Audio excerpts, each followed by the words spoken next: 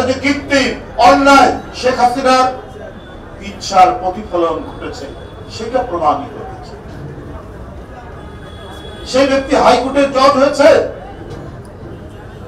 আবার এটাকে আপিল করা যখন হলো হাইকোর্টের জজ ওটাকে বাড়িয়ে 10 বছর করলেন। ওই হাইকোর্টের জজ জানতো এনায়েতুর রহিম সাহেব আমি যদি এই কাজটা করি বাড়িয়ে দেই তাহলে হাসিনা আমাকে সুপ্রিম কোর্টের জজ বানাবে। তাই হয়েছে, তাই করেছে। তাহলে আমার আজকে অন্তর্বর্তীকালীন সরকারে যারা আছেন তাদের কাছে নিশ্চয়ই মানে এই বিষয়গুলি অবিদিত নয়, তারা সবই জানেন। তারা জানেন বলে এই যে এই ধরনের যে বিচারিক নির্মমতা, এইভাবে বিচারক যে আপনার দলের কৃতদাস হতে পারে এবং একজন প্রধানমন্ত্রী মানে অবৈধ প্রধানমন্ত্রীর কৃতদাস হতে পারে, তো তাদের বিরুদ্ধে কোনো পদক্ষেপ নেওয়া যাবে না? একটা জুডিশিয়াল কিলিং করেছে, জুডিশিয়াল সন্ত্রাস করেছে যে বিচার বিভাগের কিছু জজ, তাদের বিরুদ্ধে তো আজকের এই বিপ্লবী সরকার, গণ অভ্যুত্থানের সরকার, তাদের প্রতিটি কর্মকাণ্ড বিপ্লবী হতে হতো। যারা দোষর আছে, যারা প্রলম্বিত করেছে শেখ হাসিনার এই 15.5 বছরের শাসন, তাদের বিরুদ্ধে বৈপ্লবিক সিদ্ধান্ত হওয়া দরকার ছিল। তাদেরকে এক কলমের খোঁচায় তাদেরকে আপনার জঞ্জাল মুক্ত করা উচিত ছিল। সেটা না করার কারণে আজকে আমরা নানাভাবে ওই দোষরদের নানা উপদ্রব দেখছি, প্রশাসনে দেখছি, পুলিশ প্রশাসনে দেখছি, জুডিশিয়ারিতে দেখছি, প্রত্যেকটা জায়গায় দেখছি তাদের যেন এখনো প্রবল প্রতাপ রয়েছে। তো এগুলো আমাদের চোখের সামনে। শেখ হাসিনা এগুলো কেন করেছেন? কারণ তিনি মনে করেছেন বাংলাদেশের ক্ষমতা তিনি একেবারে মানে এটাকে মানে মৌরসি পাট্টা বলা হয়, সেই মৌরসি পাট্টা মানে চিরস্থায়ী করার জন্যই তিনি এই কাজগুলো করেছেন। বেগম জিয়াকে একেবারে মানে ধীরে ধীরে শেষ করে দিতে হবে। তারেক রহমান সাহেব যদি দেশে ফিরে না আসতে পারে তার জন্য নানা ধরনের মানে বিচারিক ক্ষমতাকে কাজে লাগাতে হবে। সবগুলো করেছে, করে কি শেষ রক্ষা হলো? শেষ রক্ষা হলো। এখন কি বেরোচ্ছে? শুধু এইটা না, তিনি সম্রাজ্ঞীর মতো এবং পৃথিবীর সবচাইতে বড় ধনী ব্যক্তি হিসাবে প্রতিষ্ঠা পেতে চেয়েছেন। আপনার সবচেয়ে দামি ফ্ল্যাট তার ভাগ্নির নামে, যে আবার ইংল্যান্ডের এমপি, এখন ইংল্যান্ডেই আপনার পত্রপত্রিকায় বেরিয়ে আসছে, এবং তাকে তার যে অর্পিত দায়িত্ব একজন মন্ত্রী হিসেবে সেটা করতে নিষেধ করে দিয়েছে সেখানকার সরকার। পার্লামেন্টে বলেছে যে বিধির বাইরে যেতে পারবে না।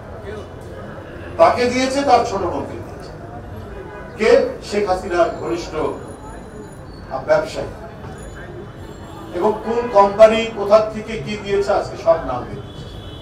তো এই কারণেই বেগম খালেদা জিয়াকে বন্দী করে রাখতে হবে, কারণ তার এই অপরাধগুলো, তার অন্যায়, তার মহাদুর্নীতিগুলো যেন কেউ কথা না বলতে পারে। এই কন্ট্রোল করার জন্য বেগম খালেদা জিয়াকে বন্দী করে রাখা হয়েছিল। এটা তো আজকে সুস্পষ্ট। আজকে সাইমাবাদের পুতুল শেখ হাসিনার মেয়ে 60 কাঠা জমি পূর্বাচলে, শুধুমাত্র শেখ হাসিনা এবং তার পরিবারের নামে 60 কাঠা জমি, তার মধ্যে 10 কাঠা হচ্ছে সাইমাবাদের পুতুল।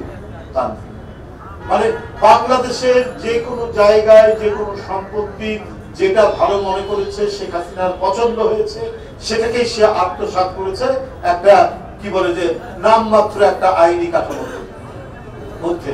আইনি কাঠামোটা কি? শেখ হাসিনার তৈরি করা। শেখ হাসিনা চাইলে আপনার রাজুক বলেন আর অন্য কেউ বলেন, তারা কি আর তাদের ঘাড়ে কি দুইটা মাথা আছে? তারা না করতে পারবে? শেখ হাসিনার সুধা ভবন আছে, শেখ হাসিনার গোপালগঞ্জে বাড়ি আছে, তারপরেও 60 কাঠা জমি তার এবং তার পরিবারের। শেখ রেহেনার ছেলে মেয়ে, শেখ হাসিনার ছেলে মেয়ে, সম্পদের পর সম্পদ। এটা আমার কথা নয়, একবার তথ্য প্রমাণ সহ গণমাধ্যমে প্রকাশিত। 80,000 কোটি টাকা শেখ হাসিনা এবং তার পরিবারের নামে বাংলাদেশ থেকে পাচার হয়েছে ৮০,০০০ কোটি টাকা, এবং সেটার নামও দিয়েছে রূপপুর আণবিক প্রকল্প এবং অন্যান্য মেগা প্রজেক্ট থেকে। আরো তো আওয়ামী লীগের নানা নেতা আছেন, সালমান এফ রহমান, তারপরে আনিসুল হক, যারা লুটপাটের সঙ্গী শেখ হাসিনা, তাদেরটা বাদ দিলাম। শুধু শেখ হাসিনা, সাইদাবাদের পুতুল, সজীবাদের জয় এবং শেখ রেহানার ছেলে ববি, এদের সহ আরো ২-১ জনের নামে ৮০,০০০ কোটি টাকা পাচার। শেখ হাসিনা তার এই অন্যায়, তার এই অবৈধ লুটপাট, গোটা বাংলাদেশের সম্পদকে নিজের আঁচলের মধ্যে বেঁধে রেখে তিনি দুঃশাসন কায়েম করেছিলেন। আর এই দুঃশাসন কায়েম করতে গেলে আপনার বিরোধী কণ্ঠকে স্তব্ধ করতে হবে, বিরোধী কণ্ঠের প্রধান নেত্রীকে কারাগারে রাখতে হবে, যেভাবে সাদ্দামরা করেছেন, যেভাবে আরো অন্যান্য ফ্যাসিস্টরা করেছেন, ঠিক একই কায়দায় একই কাতারে শেখ হাসিনা তাই করেছেন। বন্ধুরা আমার, আজকে বিষয়গুলি এইভাবেই বেরিয়ে আসছে। গর্তের ভিতর থেকে বা ফলের ভিতর থেকে, ব্যাগের ভিতর থেকে কত যে বিড়াল বেরোচ্ছে, সাদা বিড়াল, কালো বিড়াল, লাল বিড়াল, একটার পর একটা বিড়াল বেরিয়ে আসছে, যেটা আসল রং এখন আমরা দেখতে পাচ্ছি। আমি তত্ত্বাবধায়ক সরকারের যে স্বরাষ্ট্র উপদেষ্টাকে ধন্যবাদ দেই। ভাই, প্রথম দেখলাম ভারতের কাঁটাতারের বেড়া মানে ছাড়া, কোন ধরনের আলাপ আলোচনা ছাড়া কাঁটাতারের বেড়া দিতে গিয়ে বিজিবি এবং জনগণ যেভাবে প্রতিরোধ করেছে তার ছবি আপনারা নিশ্চয়ই দেখেছেন।